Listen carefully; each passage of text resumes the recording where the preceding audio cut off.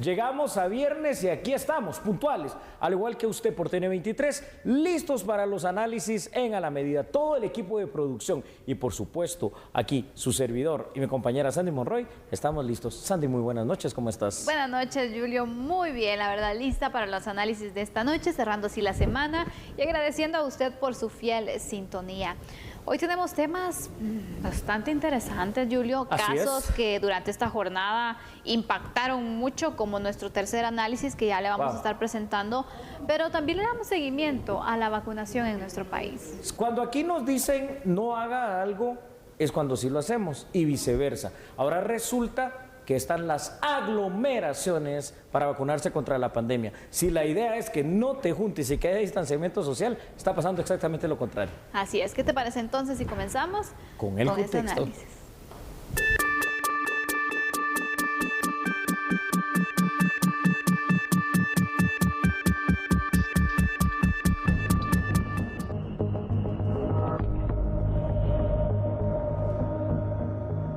Por segundo día, el puesto de vacunación ubicado en la Universidad de San Carlos de Guatemala fue desbordado en su capacidad por decenas de personas que realizaron el proceso desde primeras horas de esta mañana.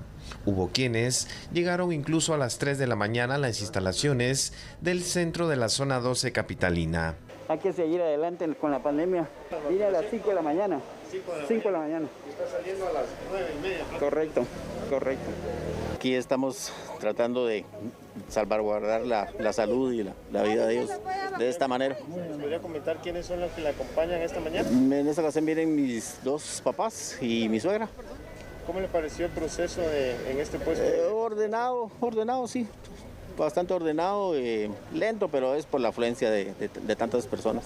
Muy correcto y un poco de madrugar, pero vale la pena. ¿Nos podría comentar a qué hora se acercó para poder ser atendida esta mañana? A las 5 menos 10 de la mañana. Cristi Soto, encargada del puesto de vacunación, informó que en la jornada de este viernes se solicitaron más dosis para atender aproximadamente a 1.500 personas.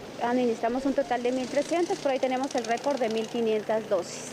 Sputnik V, como ya vieron la logística del día de ayer, pues fue bastante afluente, gracias a Dios, ¿verdad? Que todas las personas están yendo a los puestos de vacunación y tener claro también, ¿verdad? De que todo lleva un proceso logístico, todo son tiempos también, ¿verdad? Porque inician, ya la doctora pues comentó toda la logística hasta llegar al puesto de vacunación y observación. Otro centro de vacunación que lució abarrotado este viernes fue el CUM en la zona 11. Se registraron desde primeras horas de la mañana largas filas de personas para realizar el proceso de vacunación contra el COVID-19.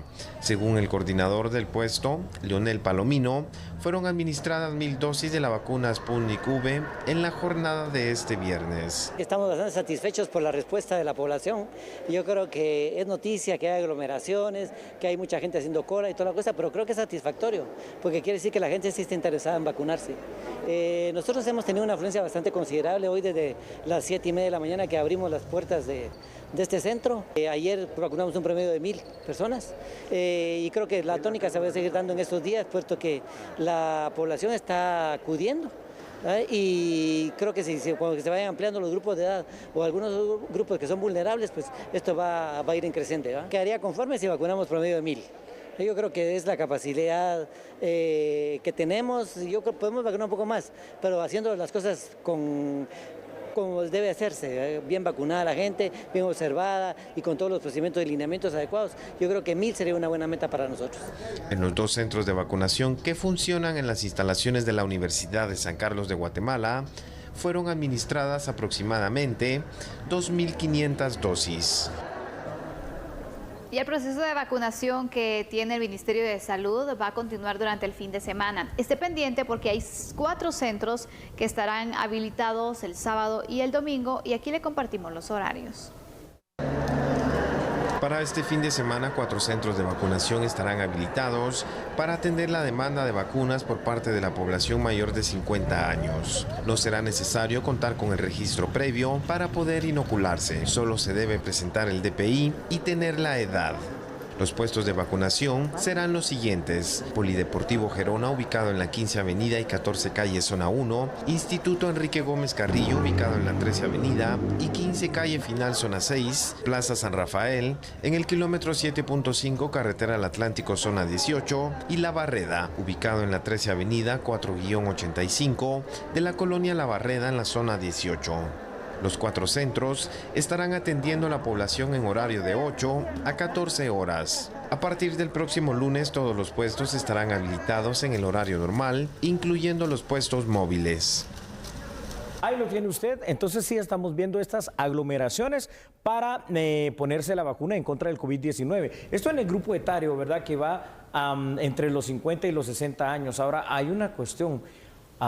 Tú miras esto y dices, bueno, se hicieron cola de 3 horas, como algunas personas obviamente lograron documentar esta situación. Han de ser miles y miles y miles de personas vacunadas. Al final de cuentas, en el centro de la Universidad de San Carlos de Guatemala, 1.500 personas y en el CUM alrededor de 1.000. Entonces siento que a pesar de que ahí se mira rápido, el proceso va como lento. No sé qué es lo lento, la cola, la vacunación, la organización o la parte, en este caso administrativa, que es el comprobante que te dan, ¿no? La tarjeta, ¿cómo llamarle? El carnet, llamémosle, el carnet de vacunación. Creo que por ahí está el problema. Exactamente, porque sí se tardan pues para poder realizar entonces todo el proceso, para que les puedan dar este comprobante y que puedan pasar entonces a las dosis según se indica. Pero aparte de esto, recordemos que también cada centro de vacunación tiene una dosis específica por día y bueno, van a estar también sujetos a esta disponibilidad, ¿no? Ahora, exactamente, aquí es donde yo digo algo. Cuando tengamos las vacunas suficientes, creo que sí habrá que darle la mano por parte del Ministerio de Salud al tema del IX, ¿no? Ellos ya lo dijeron, tienen capacidad para vacunar 3.000 personas diarias, seguramente a nivel nacional, pero ya va sumando otras 3.000 en los 22 departamentos, y esto es importante porque este ritmo de 1.500 en un centro, de 1.000 en otro, es que nos va a llevar no sé cuánto tiempo para que terminemos. Pero al final de cuentas también es importante destacar lo siguiente. Este grupo etario en específico de 50 a los 60 años están como bastante entusiasmados, siento yo, por decirlo de alguna forma, con el tema de ir a inocularse y de colocarse la vacuna en contra del COVID-19. Y esto pues al final de cuentas termina siendo bueno. La cuestión es hasta cuántas dosis más tenemos y hasta qué edad vamos a llegar con lo que tenemos de vacunas. Exactamente, Julio, y también cuántas se pueden ir abarcando para la segunda dosis, porque recordemos que muchas personas están entonces con esta primera dosis y pues deben completar el esquema para poder entonces tener la inmunización necesaria. Vamos lentos en nuestra vacunación, muy definitivamente. Lentos, muy lentos. La pregunta es cómo iremos avanzando en este proceso, porque bueno, hay muchos sectores que todavía están a la espera y que son también fundamentales, te diría, que no han parado y que si paran, pues bueno, la situación sería diferente, ¿no? Y aquí regreso con el punto del tema de los alimentos, distintos servicios que deben garantizarse y que al final entonces no son prioridad para la vacunación. Evidentemente no lo son, ¿verdad, Sandy? Preocupa alguna situación. Dentro de las noticias internacionales que hoy han trascendido, es una cantidad de millones, pero de millones de vacunas que van a ser donadas a otros países por Estados Unidos, ¿no? Entonces, yo pregunto, Sandy, ¿será que al final de cuentas vamos a terminar de inocular más? Terminar es un decir, ¿verdad? Porque apenas estamos empezando a la población guatemalteca a través de donaciones que a través de la compra misma de la vacuna, porque aquí particularmente ha sido Israel, India y en este caso las que llegarán de Estados Unidos, las que están sumando como el gran número de las vacunas. Pero, y no la compra que se hizo. Y no la compra que se hizo, que eso es lo que todos nos preguntamos.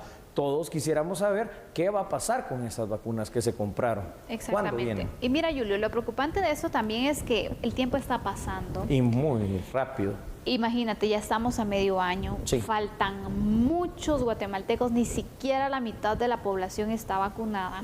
Vamos avanzando entonces, pero el principal temor es que lleguemos al siguiente año y ¿qué va a pasar? Porque recordemos que es un tiempo el que dura entonces esta vacunación, ¿no? Un año se menciona.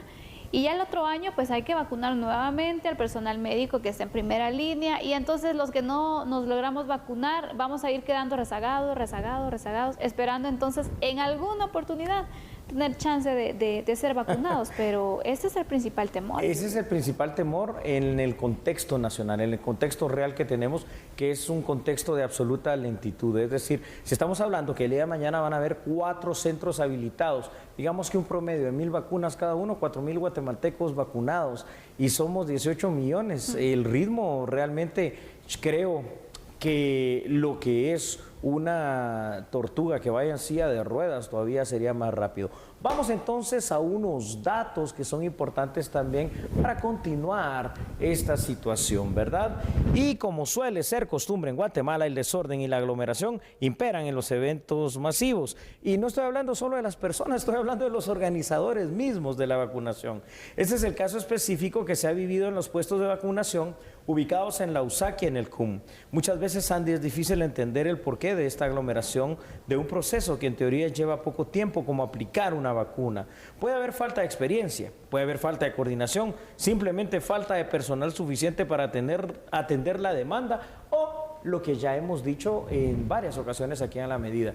Este plan de vacunación, Plan Nacional de Vacunación, pues en la teoría decía una cosa y en la práctica está resultando otra, ¿no? Y bueno, ahí están los resultados. Exactamente, tiene que existir mayor orden, mayor logística también para este procedimiento, porque hubo tiempo. Antes de que se empezara la vacunación, hubo tiempo de planificar esto. Bueno, ver pros, contras, qué poder hacer para así poder prever incluso escenarios, Julio. Sí. Pero pareciera es un que plan no improvisado. se hizo. Pareciera que sí. Es un plan que va cambiando conforme van pasando las situaciones. Yo te digo una cosa, muy al principio de la pandemia del COVID-19, yo pensaba en ese inicio que Guatemala iba a manejar de buena manera la pandemia. Al menos así daba la impresión. Pero conforme fue avanzando, recuérdense que ahora ya no hablamos de tercera ola, ya el mundo está hablando de la cuarta ola, y para nosotros aquí en Guatemala es la ola eterna, pues porque nunca termina. Estamos viendo que la pandemia se manejó de una manera no como lo hicieron el resto de países latinoamericanos. Es que el estándar que tenemos que ponernos es ese, Sandy, es decir, en Centroamérica, o sea, fuera de que nos vayamos a Latinoamérica, en Centroamérica terminamos siendo el país que está poniendo menos vacunas por día e inoculando más lento. Esto no puede ser. Cuando uno dice el contexto de países, por ejemplo, como Nicaragua, que dices, bueno, ahí es una dictadura, esto y lo otro, sí, pero están siendo más eficaces en este tema. ¿En qué consiste este atraso, Julio? Organización. Yo creo que aquí todo funciona a base de planificación, organización y saber implementar eso que has planificado. Y por supuesto también saberte mover en el plano internacional. ¿Sabes qué es lo que me pesa decirlo? Duele, pero es la verdad. Guatemala como que en el contexto internacional, hasta para el tema de compra, no que nos regalen, de compra de vacunas con el dinero de los guatemaltecos, termina siendo relegada así como un país de, ya ni de tercer mundo, sino que del denominado cuarto mundo. Eso nos hace ver cómo estamos de tan mal vistos por el contexto internacional de países, ¿no? Lo que vaya quedando, ¿no? Lo que sobre. Las obras prácticamente. Ya para ir concluyendo, Julio, ¿qué te parece si damos otros datos también? Las aglomeraciones se pide que se eviten, pero en estos procesos es cuando más se tiene. Es que te digo, es inevitable, ¿verdad? Y es que si la idea es mantener el distanciamiento social y poder evitar las aglomeraciones, eso es precisamente lo que está pasando en los centros de vacunación. Es de recordar que al inicio de este proceso el guatemalteco promedio en general no quería vacunarse. Sin embargo, vemos que esta situación ha cambiado. A esto hay que sumar el hecho que no contamos con la cantidad de vacunas suficientes para hacer más grande el proceso de inoculación. Y la pregunta de preguntas para terminar, Sandy, ¿qué va a pasar el día en que Guatemala cuente con miles de dosis para poder aplicarlas al mismo tiempo? No lo sé. Parece que no tenemos la capacidad y ojalá que eso se vaya corrigiendo para estar preparados. Entonces, nos quejamos de que no vienen las dosis necesarias para poder vacunar, pero y si vienen y no somos lo suficientemente eficientes para poderlas administrar, va a pasar. Pues bueno, exactamente. Ese escenario también se debe considerar Ministerio de Salud para que lo puedan tomar en cuenta y que se pueda entonces hacer más eficiente este proceso de vacunación, ampliar incluso los sectores, porque hay sectores que son prioritarios también y ustedes deben tomarlo en cuenta. ¿Qué pasa si se paraliza ese sector? piénsenlo y vayan más allá en su plan, incluso reevaluar lo que están haciendo, ¿no? Sí, yo creo que sí. Y tomen como ejemplo los otros países centroamericanos, pero hagan algo. Señoras y señores, de esta manera creo que vamos a concluir nuestro primer tema. Pero cuando regresemos y volvamos de la pausa, vamos a tocar otro. Y es que, imagínense ustedes, a un alcalde le retiran su inmunidad. Eso no me preocupa. Lo que me preocupa es que a este alcalde le retiran la inmunidad por haber violado a una menor de edad. Eso sí es terrible. Vamos a regresar con este análisis después del corte. Usted siga con nosotros. ¿Dónde está? Allí, ¿verdad? Venga, venga, venga. No cambie porque nosotros somos a la medida.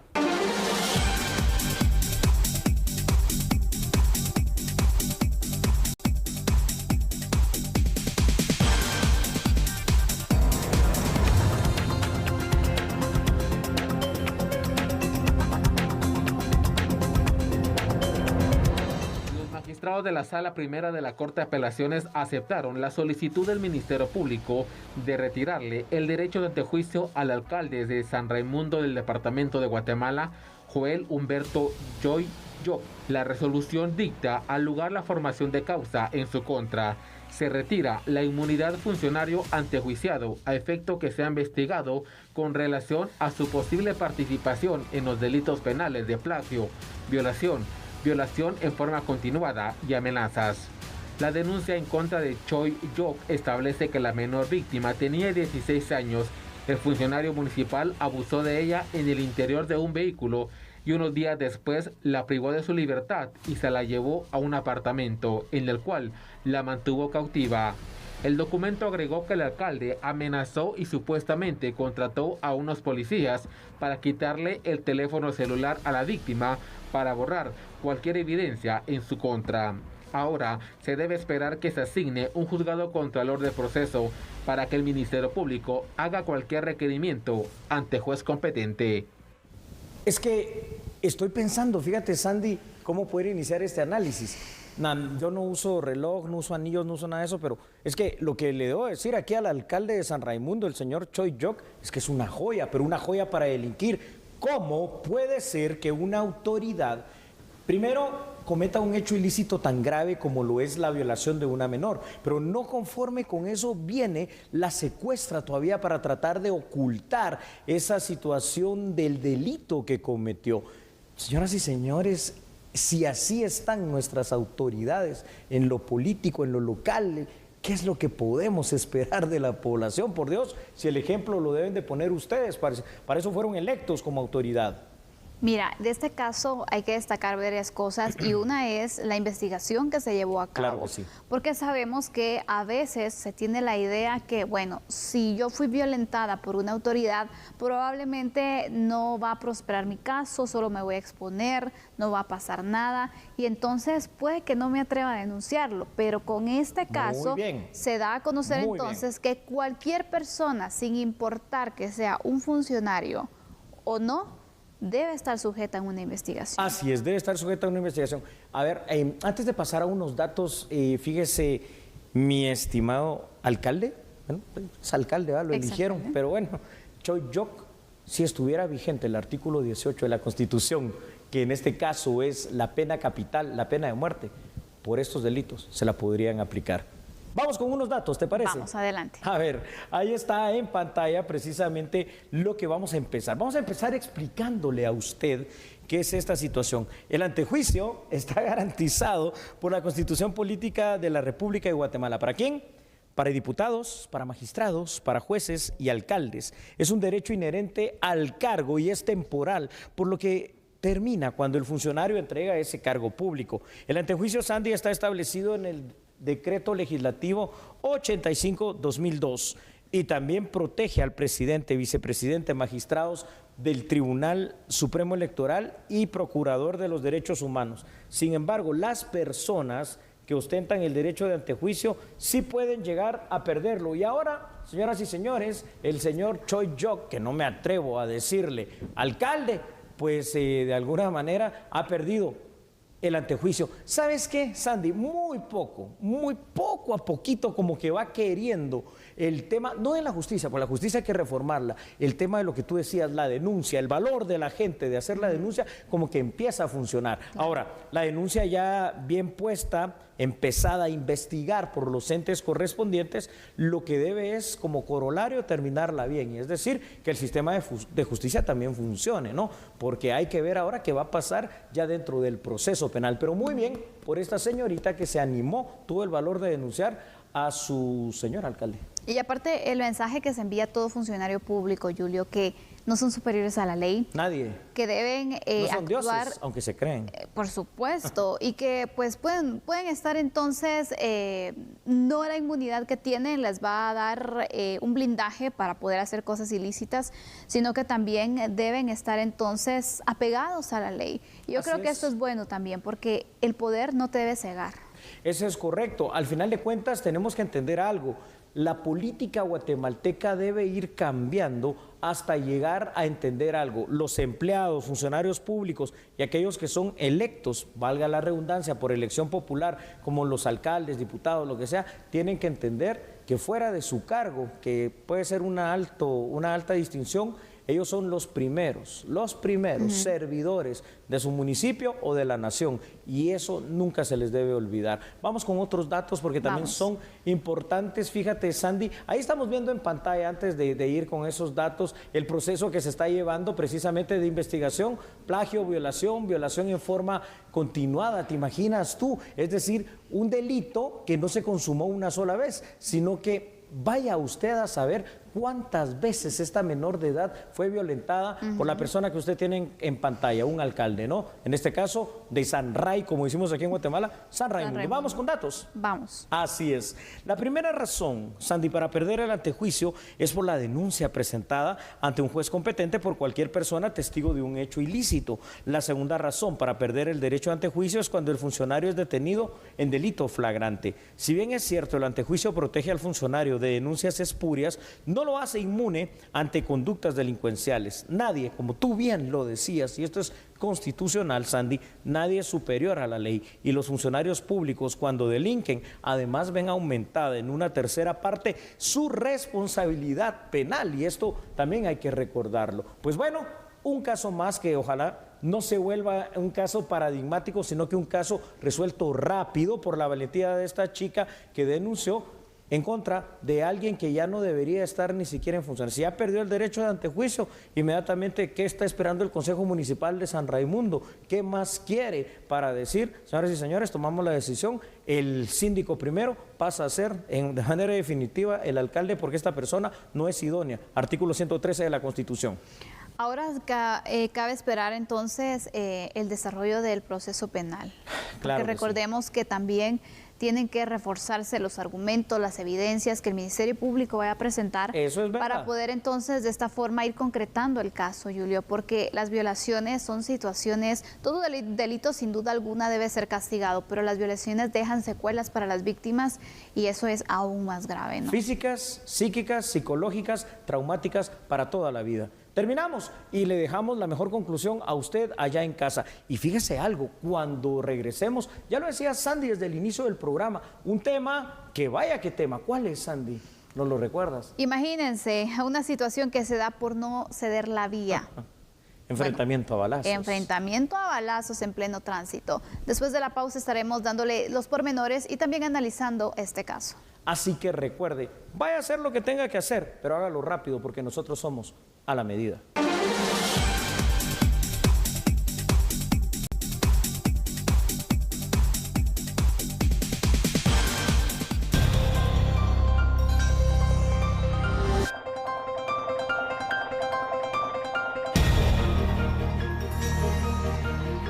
El enfrentamiento se registró en la 12 Avenida y 19 Calle Colonia San Ignacio, zona 7 de Misco. Se trata de Juan Gabriel Figueroa Aldana, de 40 años, quien se conducía en una camioneta. Él le pidió la vía al conductor de un carro sedán color gris, que era conducido por Marlon David Ortiz Rojas, de 32 años.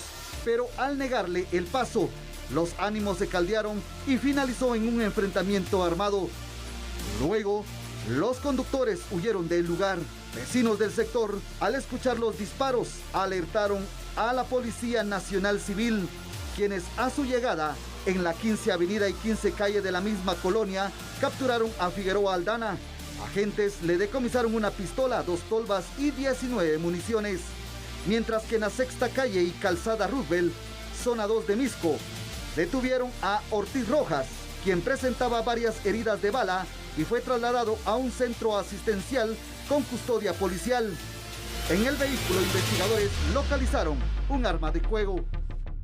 Vaya, entonces, ¿qué? No dar la vía es para que te den un balazo, tocar la bocina es para que te maltraten o tengan un balazo. ¿Qué está pasando? Es una cultura de violencia la que vivimos en el día a día. Y una de las situaciones de mayor estrés, Sandy, innegablemente, las largas horas de cola que se pasan en este tránsito. Y sabes, ese no es el tema, por la falta de planificación, no solo vial y de construcción de una ciudad, sino que por la falta de planificación, y esto aplica para los 22 departamentos, de una cuestión, la descentralización en los trabajos, ¿no? Y entonces todo el mundo anda corriendo. Exactamente, mira. Veíamos que a raíz de la pandemia, de cambios que existieron en trabajos, en economía, todo esto que ha pasado, también generó un aumento en el tema de violencia contra la niñez. Así Incluso es. especialistas pues hacían la recomendación que se relajaran, que trataran de canalizar todo ese estrés, la frustración. Esa ira, ¿verdad? Exactamente. Y esto también se ve reflejado entonces en condiciones del tránsito. Sabemos que el tránsito cada vez se va complicando un poco más porque va regresando a esa normalidad. No sé si te has dado cuenta que... Totalmente. Un tránsito terrible. Exacto. Y cada vez es más grande, y eso que no han regresado los buses escolares. Efectivamente. Entonces, a ese punto tenemos que estar preparados. Sabemos entonces que tal vez tuvimos un mal día, que tal vez vamos tarde, que tantas cosas que pueden pasar, y el hecho de que le toquen la bocina es el detonante para que todo se salga de control. Y hay personas que incluso reaccionan, Julio, y no se dan cuenta cuando ya están tranquilos, miran todo lo que hicieron, en realidad no miden las consecuencias de sus actos. No miden las consecuencias. Una muy rápida, me ha pasado en varias ocasiones, pero una muy específicamente allá en lo que es zona 5 capitalina. Fíjate, iba y una persona simple y sencillamente estaba bloqueando la calle. Toqué la bocina, ¿no? Para eso está la bocina. No se quitó, pasé. Paré más adelante, unas 6-7 cuadras, en una gasolinera. Y no me di cuenta, eso sí, no hay descuido mío, no me percaté que el sujeto al que le toqué la bocina venía detrás. Y cuando me bajo para decirle, mire, écheme tanto de gasolina, este sujeto ya venía caminando hacia mí con la pistola en mano apuntándome y con sus 2 hijas jalándolo de la camisa, papá, tranquilo. Es decir, vivimos de verdad en una cultura de violencia diaria que le estamos enseñando a nuestros niños, porque ellos crecen con esta situación como si fuera algo normal, cuando no es normal. No, y no es un buen ejemplo. No es un buen ejemplo. Y el tema de la inteligencia emocional, bien, gracias. Y ni siquiera te digo, Sandy, esto sí, calladito no se lo vamos a decir a usted. Si hablamos de ir a una consulta con el psicólogo, con el psiquiatra, nos maltratan en decir, yo no estoy loco, pero todos tenemos esa necesidad, ¿no? Ya debería ser parte de esa rutina que deberíamos de tener si sabemos que entonces estamos enfrentando por situaciones de ira o detonantes o cuestiones que a veces nosotros nos desconocemos. Entonces ya deberíamos de buscar la ayuda de un profesional para que pueda ayudar a... Bueno, ¿cómo podemos canalizar todos estos sentimientos? Porque no le vamos a decir, bueno, es que nadie sufre de esto, porque en cualquier momento nosotros podemos tener un desbalance, ¿no? Pero cómo nosotros lo vamos a canalizar, cómo nosotros vamos a manejar la situación, eso marca la diferencia entre amenazar a alguien de muerte o pues, matarlo, porque casi lo mataban, ¿verdad? Exactamente. Mira, pudo ocurrir una verdadera tragedia aquí porque... También recordemos que hay personas que estaban alrededor que no tenían nada que ver con lo que estaba pasando y son víctimas colaterales al final, ¿no? Les puede llegar. El hecho de que no dar vía significa que casi se mata a alguien porque se enfrentan a balazos, es una situación de verdad que debe ser una alerta, ya no temprana, una alerta tardía, pero de la necesidad que se tiene de trabajar en la inteligencia emocional. Vamos con datos, por favor. Se lo pedimos a nuestro productor hoy de turno y a todo su gran equipo allá arriba. Hoy está el licenciado José Luis Arévalo. Una de las características de la sociedad guatemalteca es el estar acostumbrado a una cultura de violencia, Sandy. Ahora, cada día esto es peor, ¿no? Existe como regla general poca tolerancia ante situaciones cotidianas que producen estrés a las personas. Y el tránsito es una de ellas, hay que decirlo. En Guatemala el tránsito se ha vuelto un catalizador de conductas, de reacciones violentas, pues cada vez es más pesado y desordenado, pero cada vez también es más pesada la reacción de la gente, evidentemente. Sin embargo, no puede justificar bajo ninguna causa el hecho de que se atente contra la vida de otra persona por una situación de tránsito donde no se da la vía. Mira, este sujeto tiene un disparo en el pecho, no sé cómo, pero de verdad no le tocaba morir, no le impactó, por ejemplo, en un pulmón, en el corazón o en lo que fuera, porque ahí está, digamos que medianamente tranquilo, pudo haber muerto. Y este otro sujeto que estamos viendo en pantalla, por el hecho de que no le dio la vía, ahora puede estar en la cárcel por intento de homicidio. Ojo, hasta 12 años de privación de libertad. A ese punto voy, Julio. ¿Qué consecuencias podemos tener nosotros al momento de actuar de esta forma violenta por una situación que no es relevante? El hecho de que te toquen la bocina o el hecho entonces que no te dejen pasar, exactamente. Sí. Pero ¿qué consecuencias legales puede tener una persona? A ver, en un caso concreto como el que estamos hablando aquí, recordemos que tenemos homicidios simples y homicidios calificados. Dentro de los homicidios calificados tenemos el asesinato. No aplica a este caso porque evidentemente estos sujetos se encontraron de manera casual. No es que se iban a buscar específicamente y el otro venía preparado para matarlo. Entonces, este es un homicidio simple, artículo, si se hubiese dado, ¿no? Artículo 123, pero recordemos algo, el sujeto no murió, no significa que no pueda morir. Ojalá que no, pues. Pero sí existe la tentativa. Todo delito puede darse en el tema de tentativa. Y la tentativa pues tiene la misma dureza de cual si lo hubieses cometido. ¿Qué dice el artículo 123? Es decir, el 123 de nuestro Código Penal. Comete homicidio quien diera muerte a una persona. Obviamente la tentativa es quien intentare dar muerte a una persona. 12 años de privación de libertad en la máxima, 8 años en la mínima. Seguramente no va a haber ninguna medida sustitutiva, ninguna medida alternativa por lo dramático de este suceso y por la peligrosidad. Estamos hablando de un enfrentamiento a balazos y no de solo uno, es decir, los dos en este caso, solo que uno es el que salió herido. Exactamente, pero tienen también la misma responsabilidad, ¿no? Correcto. Los dos van a enfrentar entonces situaciones penales.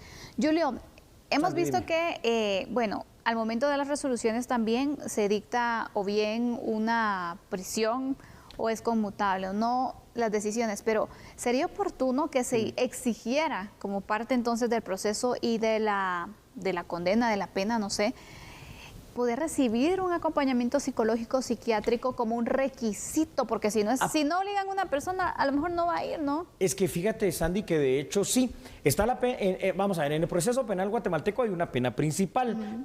Como es proceso penal, obviamente la pena principal cuando se condena a alguien es, en este caso, la privación de libertad, ¿no? En eso estamos claros todos, pero hay penas accesorias. La más fuerte de las penas accesorias que se utilizan, porque no es solo una, es un resarcimiento o una reparación de daños a la víctima. Sin embargo, parte de eso, porque recuérdense cuál es lo que dice que es el fin supuesto del sistema penitenciario: rehabilitación, reinserción social. Entonces, siempre se da en estos casos, en los casos de violencia contra la mujer, la situación de que parte de la pena es también el acompañamiento de terapia psicológica, generalmente psicológica, puede llegar a ser psiquiátrica, y en este caso debería ser súper psiquiátrica. El tipo está loco, pues, querer matar a alguien por un bocinazo, por no darle la vía.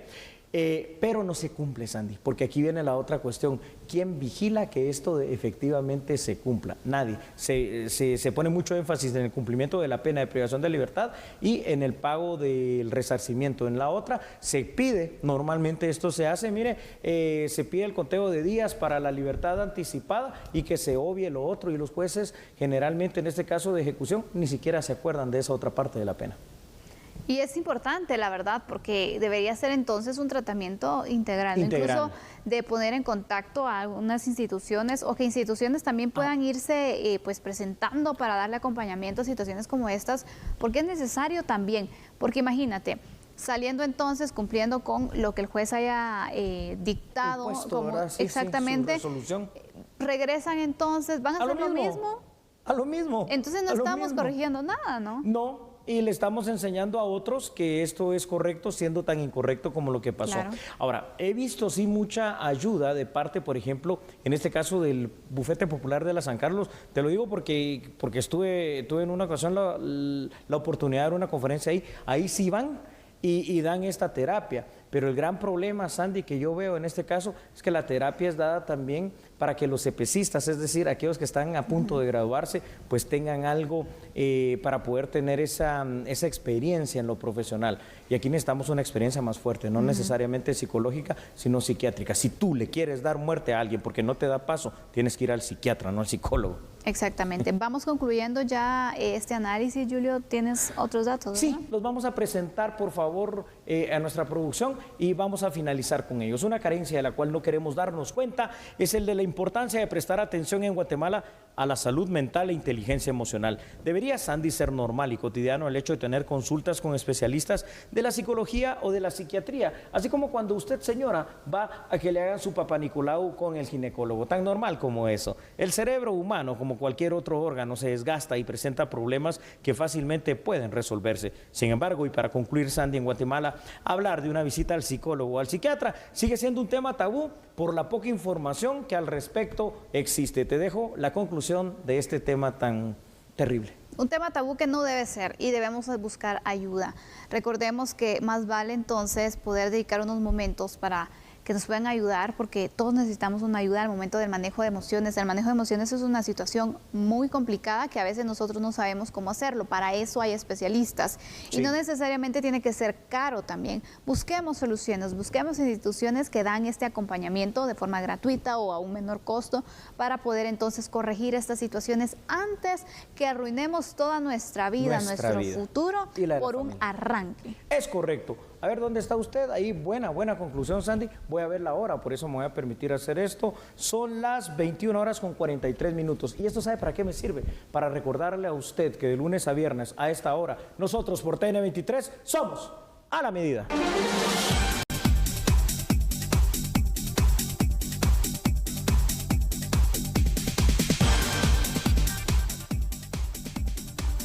Una comisión de alto nivel de México vino al país para poder darle seguimiento a distintos temas de carácter económico. Aquí le compartimos los acuerdos a los que se llegaron. Hemos tenido 2 reuniones extremadamente fructíferas el día de hoy, en donde nos vamos con algunos acuerdos importantes. Uno de ellos es buscar concretar las cadenas de suministro para dispositivos médicos y la parte farmacéutica, así como para embalajes plásticos y los reguladores. Y por otro lado, para buscar fortalecer la parte turística entre las dos naciones, especialmente entre la zona maya, que consideramos que es uno de los temas fundamentales y prioritarios para ambas naciones por la importancia de nuestros orígenes mayas que tenemos. Por otro lado, también en otra de las reuniones logramos concretar el que Senacica habrá de estar llevando a cabo el finiquito de sus visitas en sitio aquí en Guatemala para poder avanzar en la exportación de melocotones y carne deshuesada, así como llevaremos a la gente de Guatemala a tener una reunión en el SAT para conocer nuestros centros de monitoreo. Y una de las problemáticas que tenemos es el tema de un tema muy técnico con respecto al azúcar y su manejo posiblemente inapropiado, y aquí habremos de tener la colaboración del Ministerio de Economía y del propio SAT, en lo que habremos de encontrar soluciones para que este problema se disminuya. Y también en la parte aduanera, lograr que ambos países hagan revisiones para facilitar el comercio. Y hoy se están cumpliendo 2 días de trabajo aquí intenso de Tatiana, donde, como ella ya les informó, se llegaron puntualmente a acuerdos y con una agenda que hay que seguir desahogando. Yo soy muy contento con el resultado de la visita de la Secretaria de Economía de México y tenemos buenas cuentas que rendir en función de la armonía y del desarrollo de 2 países hermanos como son Guatemala y México. Vamos ahora a la noticia nacional, pero del ámbito judicial. ¿Sabe usted que la Corte Suprema de Justicia devolvió el expediente del imputado Haroldo Lorenzana al juzgado que lleva la causa penal correspondiente? Vea la información aquí en A la Medida. El 12 de enero de este 2021, el abogado defensor de Haroldo Lorenzana, Denis Cuesi, informó que su patrocinado tomó la decisión de renunciar a las acciones legales que presentó en el sistema de justicia en contra de la petición de Estados Unidos de extraditarlo para que enfrente un juicio por actividades relacionadas al narcotráfico. El expediente estaba en la Corte Suprema de Justicia por una acción de amparo que presentó Lorenzana Cordón. El personal del Tribunal Tercero Sentencia Penal confirmó que dicha judicatura ya recibió el expediente del privado de libertad Haroldo Lorenzana. En los próximos días se notificará al Ministerio Público y al abogado defensor fecha y hora de la audiencia judicial, en la cual se resolverá que Lorenzana sea entregado a la justicia de Estados Unidos. Según el abogado Cuesi, su patrocinado tomó la decisión de renunciar a todas las acciones legales, aceptar ante los jueces su deseo de ser entregado y ser juzgado por un tribunal estadounidense por hechos de narcotráfico. El 14 de noviembre del 2019, la Policía Nacional Civil reportó la captura de Lorenzana Cordón. El gobierno de Estados Unidos pidió a las autoridades de Guatemala su aprehensión y posterior entrega a la justicia del país del norte para que sea juzgado por trasiego de drogas. Y en el caso penal, política y falsedad, el juez otorgó arresto domiciliario para las personas que están acusadas por este caso de falsedad ideológica.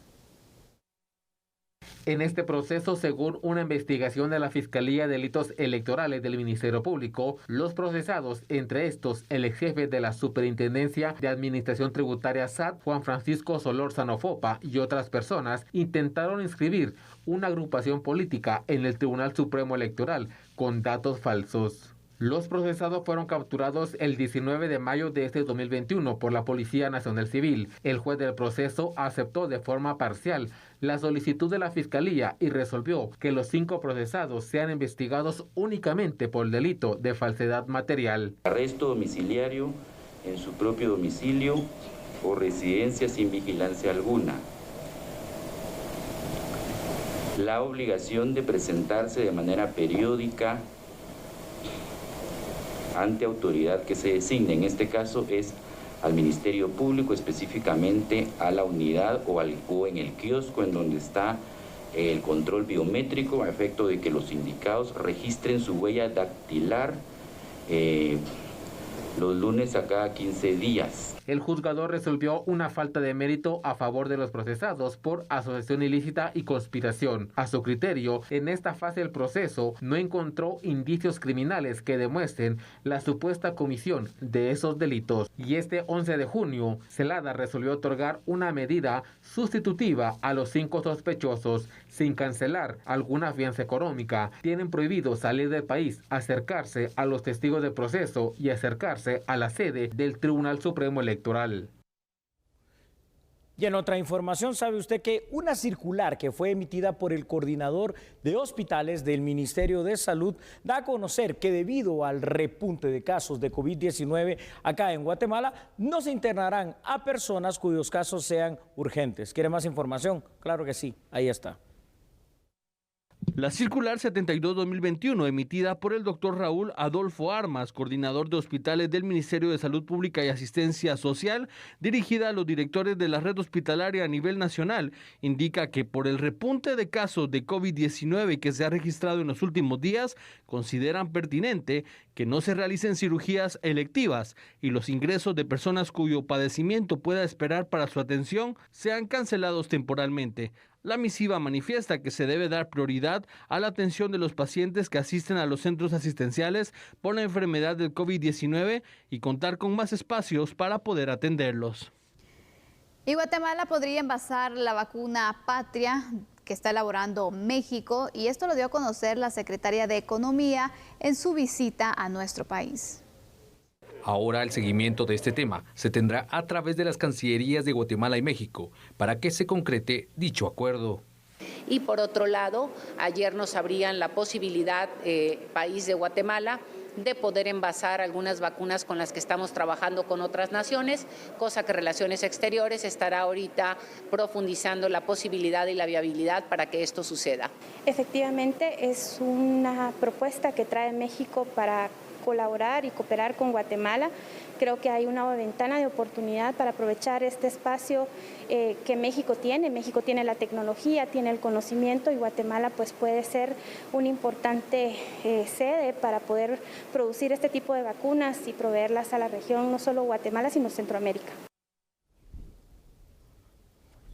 Estados Unidos va a donar 500 millones de vacunas, nada más y nada menos, de la casa Pfizer, y esto va a ser para un centenar de países. Vamos a dar entonces el vistazo al mundo.